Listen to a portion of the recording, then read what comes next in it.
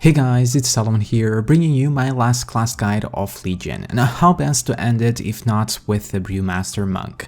And as a Brewmaster, you are a tank that is, well, all about brews, that will aid you to mitigate damage, which is your main job as a tank besides just tanking shit. The main mitigation that Brewmaster has, it's actually a passive called Stagger, a very unique tanking ability. So as opposed to all other tanks, Stagger will make you delay 40% less physical damage overall, and instead you're gonna take it passively through this little debuff. The same is applied to magical attacks, but at 40% effectiveness. So instead of just say taking a 1 million physical hit, you're gonna take a 600k hit and the remaining 400k in the form of the Stagger debuff over 10 seconds. However, you're still gonna take that damage no matter what, so on top of you taking regular hits, you're gonna be constantly taking damage from the debuff. To smooth that out even further, or rather control that damage intake, there's your two main brews, Purifying Brew and Iron Skin Brew. Iron Skin Brew will make you delay damage with Stagger for an extra 35%, and Purifying Brew will then clear 45% or so of that Stagger debuff, completely avoiding the damage. Their cooldowns are shared, however, at 3 charges. Purifying Brew also gives you 1 second of Iron Skin Brew, and Iron Skin Brew clears 5% of Stagger as well due to your traits, plus a 10% extra chance to dodge when you use either of them for 4 seconds. Besides that, there's your damaging abilities benefiting your brews. Keg Smash deals damage all around, reducing enemy movement by 50% and reducing all of your brews cooldowns by 4 seconds. Due to your traits, there's a 20% chance that you will stand a second Keg Smash. It also costs 40% energy, which is your main resource that some abilities use. Tiger Palm is like it, but is your spammable ability, deals low damage but also reduces your brews cooldowns by 1 second, although your traits have a 40% chance to make it deal 300% more damage and reduce the brew cooldown by another 1 second, costing 25 energy. Breath of Fire, damaging all targets in front of you, but also applying a dot on the targets affected by Keg Smash, not only dealing damage but reducing all of their damage done to you by 5%. It also grants you a stack of Elusive Brawler per target hit, which is your mastery. Anytime that you are hit, use Breath of Fire or Blackout Strike, it will grant you a buff, increasing your dodge chance, completely avoiding a physical attack. The buff stacks until you successfully dodge. So a Blackout Strike simply deals damage single target, but grants you that Elusive Brawler buff that I just said, plus adds a debuff reducing the next auto attack damage to you by 8%. Your artifact ability is Exploding Keg, much like Keg Smash, but deals more damage, plus you can choose where it will land. It applies a debuff, making enemies miss all their melee attacks to you for 3 seconds. As for cooldowns, there's Fortifying Brew, your big defensive. It has a huge cooldown, but remember it's a brew, so benefits from those reductions. It increases your HP and reduces all damage taken by 20%, and makes your Stagger delay an extra 10% damage, plus increasing your dodge chance by 25% from your traits. There's also Zen Meditation, reducing all damage taken by 60%, but breaks whenever you get a direct physical hit or even a magical hit. As for passives, besides your mastery, there's Gift of the Ox. You have a chance to summon a Chi Orb, healing you for a pretty decent amount. You can pass through them or use Expel Harm to consume it. And lastly, Celestial Fortune gives you a chance, depending on your critical strike, to be healed by any healing ability for an extra 65%. With that then, let's talk talents. So there's not many fancy builds here, just some choices that you might want to change for different encounters, like in raids to Mythic Plus or general multi-target. or just simple things like more survivability versus more damage. On the tier 1 for raiding, neither are extremely powerful. The easy pick here is Eye of the Tiger, giving your Tiger Palm a dot that also heals you. Nothing too powerful, but it works and is a passive. Chi Burst can technically deal more damage and heal you for more, but is more worthwhile if there's multiple targets around. Either way, Eye of the Tiger works for everything. Chi Wave is the weakest of the three. Next is on mobility, and all can be useful. My personal favorite is Tiger's Lust, giving a new ability on top of your rolls, plus removes you from slows and roots, which might be useful sometimes. Chi Torpedo and Celerity is simply making your roll better, either by giving a movement speed buff or making it go further, so choose whatever you prefer. Following tier, the best here will be Black Ox Brew, that instantly refills your energy and replenishes your charges of Iron Skin Brew and Purifying Brew. Remember, this ability is also a brew, meaning it will benefit from those cooldown reductions, making that 1.5 minutes much shorter. Overall, giving you more mitigation through extra brews. Light brewing is kinda like it, but is entirely passive, giving an extra charge of the brews and reducing their cooldown by 3 seconds. Overall, it's worse, but if you feel Black Ox is too daunting to use and you feel like you're not using it appropriately, light brewing can be better for you, but I obviously recommend Black Ox Brew and I'll teach you how to use it, so why not? Gift of the Mists improves your Gift of the Ox passive, giving you more self-healing. It's nice, but overall not worth over Black Ox. Next is Sort of Utility. For raiding, it won't matter as much unless there's ads for the leg sweep. However, Summon Black Ox statue can be interesting. Placing a statue wherever you want and it will send out waves of threats, making ads and alike move towards it, and you can even taunt on it to also make it, well, taunt all around. An AoE taunt basically that no other tank has. It can be particularly useful on fights where ads might appear on specific locations and you want to grab them immediately and you won't be able to reach in time, so there's some niche use, so look out for opportunities to use it, because when it does, it's pretty amazing. 5th tier Mystic Vitality is just gonna make your stagger on magical spells more effective, so a solid choice when you know there's magical damage. If it's non-existent, however, either of the other two are useful. Healing Elixir for the heal, giving you some extra survivability, or Dampen Harm as another defensive cooldown, reducing damage up to 50% depending on how powerful the attack was. Next tier, Rushing Jade Winds is generally the most powerful. All of these choices are mostly damage related. Rushing Jade Winds is more focused around AoE damage, but if used on cooldown without messing with your rotation, it will provide the highest damage available in any situation. That said, if you don't want the hassle for raid fights and the like, Special Delivery is still totally viable. Won't do as much damage, but is entirely passive, sending an extra keg of damage every time you drink a brew. Invoke the Ox statue thingy is much like the previous statue, but this time is actually the alive version that stays for 45 seconds, damaging all targets and taunting. It's generally gonna take aggro from you, so for raid boss fights can be a little bit messy, unless somehow you will be able to sacrifice it, generally not recommended. Last tier, Elusive Dance is just too messy as well. On paper sounds great, but to make it work properly is way too much effort for little reward, so the choice will come down to the other two. Blackout Combo will completely change your rotation or priorities of your Brewmaster. Essentially, it will empower your Blackout Strike to give a variety of buffs, much like the Mistweaver's Thunder Focus D. The best choice for most situations if you know how to use it. More on that later. High Tolerance is then the easier choice, gives an extra 10% stagger delay, so you're gonna be more tanky and gives extra survivability in general without affecting gameplay. For Mythic Blast or multi-targets, all will stay. Chi Burst can be more useful, but Eye of the Tiger is still totally useful.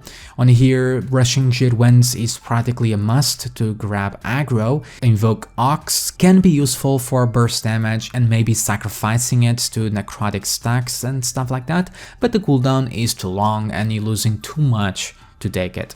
And last tier will follow the same idea as before. Now with that out of the way, let's talk about your priorities. Just how exactly are you gonna deal damage and mitigate as Brewmaster? As a tank, most of your mitigation is gonna come from that stagger passive, like I said previously in the intro, in combination with things like dodge, heavily boosted by your mastery. Stagger, however, only works how it's intended in combination with your brews, which in turn, their uses only work properly depending on your damaging abilities and your management of them as well. So everything is nicely within. That being said, let's start talking about those same abilities and move on to your mitigation ones, talk about the differences if using blackout combo talents, and then ends with cooldowns and utility. Now your biggest priority as a Brewmaster is in your keg smash. Not only is your highest damaging ability in both single target and multi-target, primarily in multi-target for obvious reasons, but it reduces the cooldown of your brews, which is so important to maximize their uses, leading to better and more mitigation.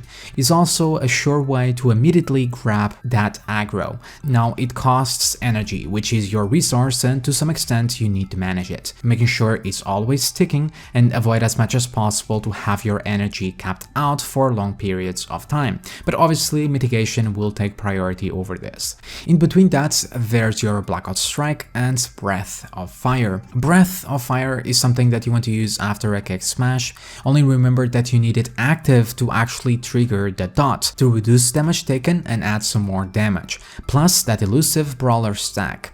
In single targets, you mostly just want to keep using it to keep up the buff, but in multi-target can be pretty decent multi-damaging tool in combination with your keg smash, plus more targets means more elusive brawler stacks for them dodges. As for blackout strike without blackout combo, you will also want to be using it on cooldown, during moments where keg smash is on cooldown and you find on energy, as blackout strike is free of cost and it will simply give that elusive brawler stack and that reduction on auto attack damage. The elusive brawler stack is particularly good to have when fighting melee enemies, which is most in the game. In general, aim to be using it on cooldown. Rushing Jade Winds will also enter the mix here, something to keep up as well, but just for damage. Once you get the hang of using all of these abilities, you will find the perfect moments to use it. So when keg smash is on C, and so is blackout strike, breath of fire is up, so you don't need to use it, and you okay on energy, so no need for tiger palms to dump said energy.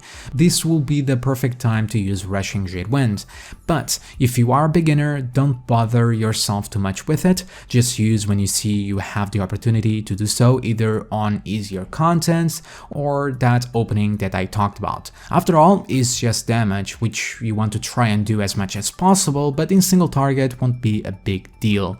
In multi-target, especially Mythic Plus, it will, so you can keep up aggro, but unless it's skittish, keg smash will be enough here. A very simple trick is, since rushing Jade Winds is an ability you can use whenever, you can always use it on pull, so before you actually start your rotation and the fight starts. But again, unless you're trying to do as much damage as possible and you're aiming for a perfect uptime on it, just use when you have the opportunity. Tiger Palm will then enter here. It is basically your filler, but like Keg Smash, it reduces your brew CDs, so it's something you want to use whenever you have the opportunity to do so. But remember, it also costs energy, and Keg Smash takes a much higher priority than it, so you want to make sure you are always ready to be using that Keg Smash when it's out of cooldown. So you want to use whenever above 50 or so energy should be your go-to, reserving the remaining for that 40 energy cost of Keg Smash.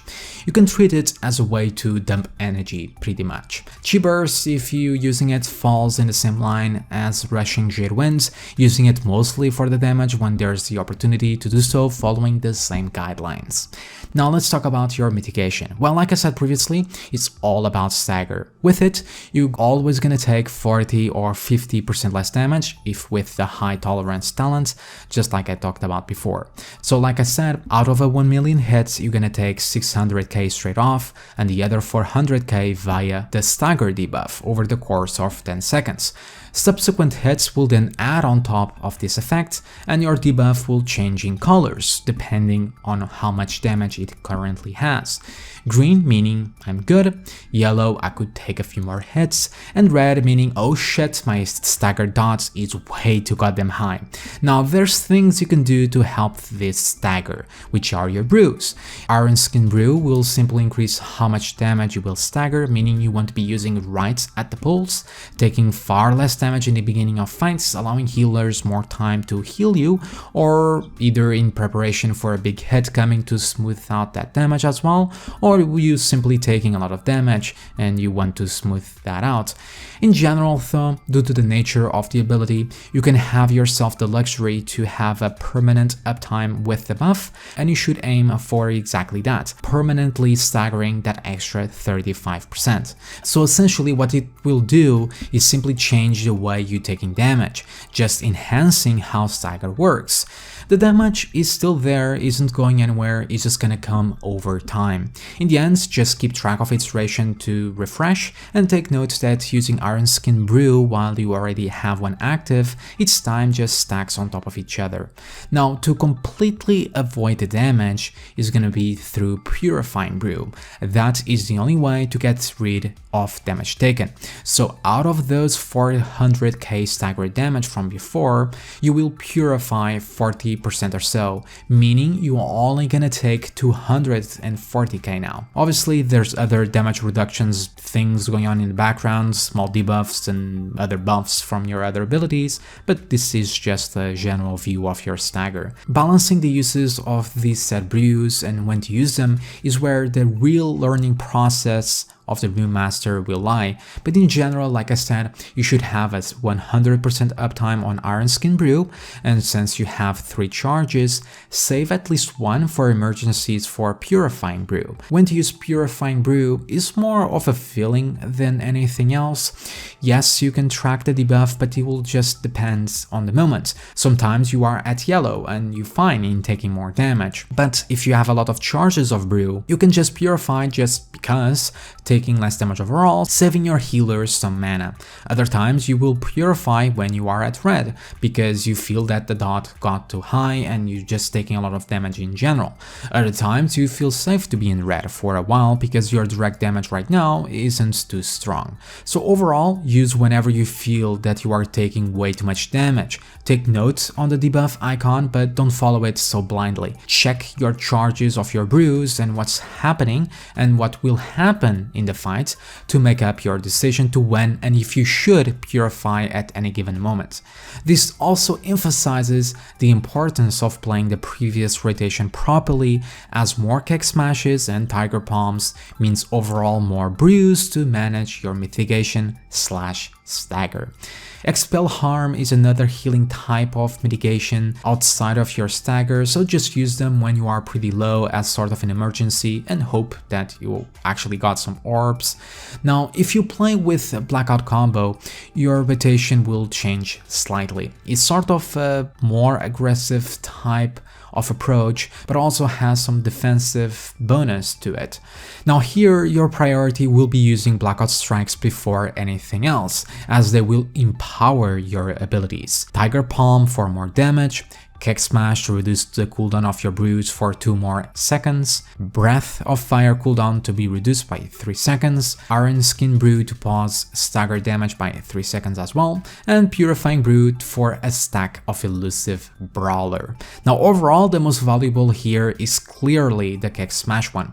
So the idea all the time now is to always use a Blackout Strike before a Kick Smash, in the end getting more brews, which will equal better mitigation. The others will depend on the situation. Tiger Palm if you are going for a more aggressive route, and probably will end up using it anyway sometimes, as you might use a Blackout Strike and Kick Smash is on cooldown, so you're just gonna use the Tiger Palm and you're gonna get that extra damage. But besides that, you can also abuse this to really pull some decent DPS numbers, as that bonus is to 100% and you still have the other trait which boosts Tiger Palm to another 300 or 400% or even more depending on your rank, so Tiger Palm can really rank up on damage. As for the others, it's gonna be a situation type of thing. The least valuable is the Breath of Fire one and Purifying Brew. The use with Iron Skin Brew can be interesting as it might give you a breather of stagger damage. Overall, not very needed, but you can use it, like I said, to give you a breather on your damage intake, giving your healers some more extra time to top you off. Overall, just focus on using Blackout Strike on cooldown with Kick Smash. That's your biggest priority. After that, you can play around with your Tiger Palms and boosting it with the Blackout Strike, or even play around with Breath of Fire so you can use more in Mythic Pluses, for an example. So there's all these interesting opportunities to use a Blackout combo, so just experiment with them. And that covers it. As for cooldowns, you don't have many. The Black Ox Brew, to put it simply, don't be afraid to use it. It's gonna refill your brews and your energy, so you want to use it as much as you can whenever you are empty of brews, primarily. Remember, its cooldown is reduced as well because it's a brew, so you're gonna get a fairly short cooldown.